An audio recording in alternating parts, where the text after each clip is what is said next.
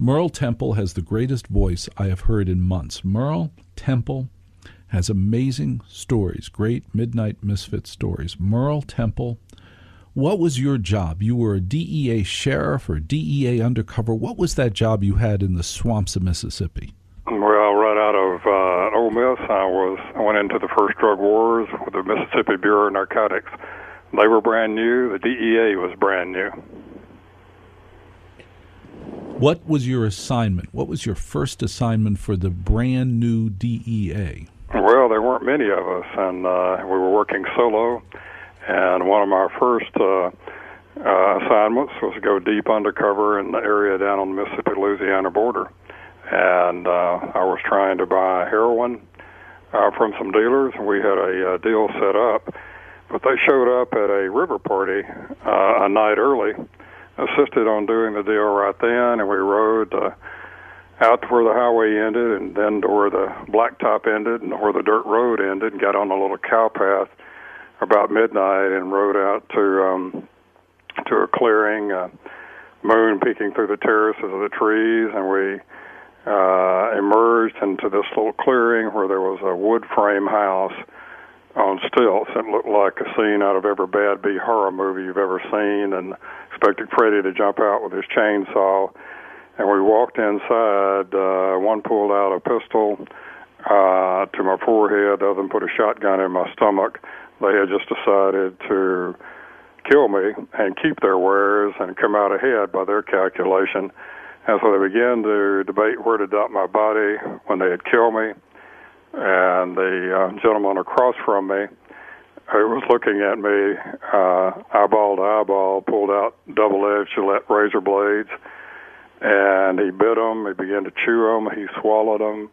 He began to bleed profusely, and blood oozing between his teeth and bubbling at the corners of his mouth, running on his throat. And then he took a box of long-stem kitchen matches, lit the whole box, big flame, swallowed the flame, and while the other guy held the pistol on me. And that's when my whole life flashed before my eyes. That night I believed I was going to die, and a long night of prayer and negotiation began. What did you negotiate? How did you get out of that? Exactly what was your negotiation? Well, my negotiation was, I told them that this was a bad business move on their part, that we could do a lot of business together, that I had contacts, could help them move their wares. And, of course, they didn't know who I was. If they had, I would have been dead. And so the night wore on, and finally they said, well, let's ride around. And we rode down to a remote bootlegger's house while they debated, and right at the last minute, they bought it and decided not to kill me. When you were telling us that story right now, and this took place on the border near Mississippi and Louisiana, right? Yes. When you were telling us that story right now, how did you feel when you retold that story? Oh, it's just like it was yesterday. It was 44 years ago, I guess, now, but when you tell it as a writer, you see it, and I tell this story in person a lot too, and you're transported right back there. You're young again, and everything is just as vivid as it was that night. Merle Temple has written a book called Sheriff. Were you the sheriff? Well, I was a deputy. That's my new book, and it's a prequel to A Ghostly Shade of Pale, which covers the time I was in the Bureau of Narcotics. And so I had different jobs. How many years were you in the DEA? I was in drug enforcement for about 6.5 years until I investigated some corrupt politicians. I was a captain by then, and we won that battle, but then they came after me, and I had to leave and take an offer in the corporate world and also the political world. Merle, you're kidding me. You're telling me there are corrupt politicians in Mississippi and Louisiana? You got to be kidding me. Walter, I know this is a shock. It is a shock to us all. For you and your listeners to know that there are corrupt politicians, not only down here but everywhere. And I write about them in my book, the sequel to Ghostly Shade of Pale, A Rented World, is all about that, what I call the unholy trinity of politics, crime, and business. Merle Temple is who you and I are talking to on 1210 WPHT. And Merle Temple, I'm going to ask you a very personal question now, and I don't need to know who it was, but did you ever shoot anybody? No. I came close to it several times, was in a gun battle, but I never actually shot anyone. You were in a gun battle. How many people were in that battle? How many other guns were there? I would say probably about 10 or 12.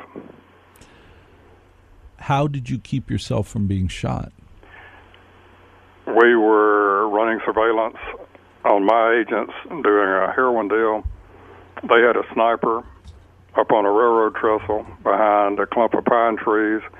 When the agents began to do the deal, the sniper opened fire. The gun battle ensued. We came across the levee, caught in the crossfire. One agent was wounded 3 times, and one violator was shot. It was a bad day. Was anybody killed? Did you just tell me somebody was killed? No, the Bulletproof Vest, which we didn't wear then, no one did in those days, and they would only stop up to maybe a small handgun. It deflected the killer round away from the heart and lungs of the agent that it hit, and it went in behind his right breast and skidded around the barrel of his rib cage and popped out behind his left breast.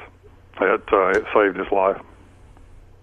As a DEA agent, share with me what I don't understand about the drug trade. Tell me what myself and my listener that we just don't seem to understand about the drug trade. Well, number one, it's like trying to dam up the Mississippi River with a shovel. And we had to learn early on, we thought early on in the war, that we could stop it, we could slow it, we would get better, more efficient, but every time you take out one organization, there's 4 or 5 to take its place, and as long as there's that much money there's always going to be somebody willing to take whatever risk there is to smuggle, transport, and sell those drugs. As long as there's a huge demand and there's that kind of money, it's going to be very hard to do it. And you just keep passing more laws, and then you begin to push up against the Bill of Rights. And then there's all of that money that's spread around to corrupt government at all levels too, and believe me, it does. It's almost quaint, our government's efforts, our schools' efforts. It's almost quaint, the things they try to do to stop the use of heroin, isn't it? It really is. It's a lot of games are being played, and I warn people about that.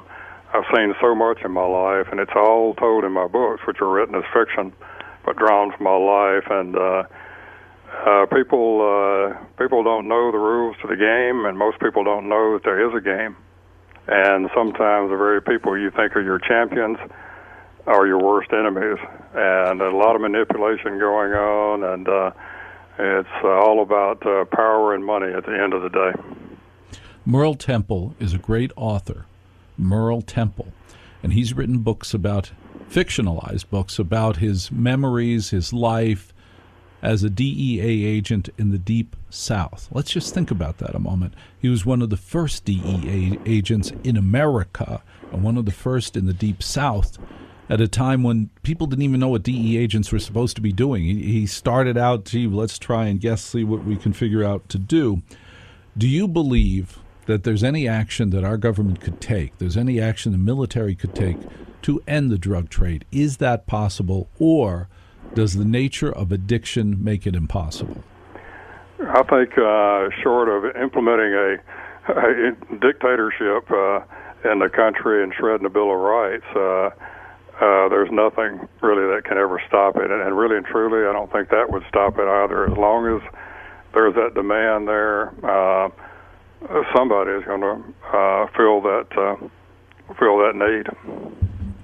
Merle Temple, do you believe that there is such a thing as pure evil? Oh yes, I have. I've encountered it before. Would you share with us where? Would you share with me where you encountered that? When did you encounter pure evil? I would say probably on more than one occasion.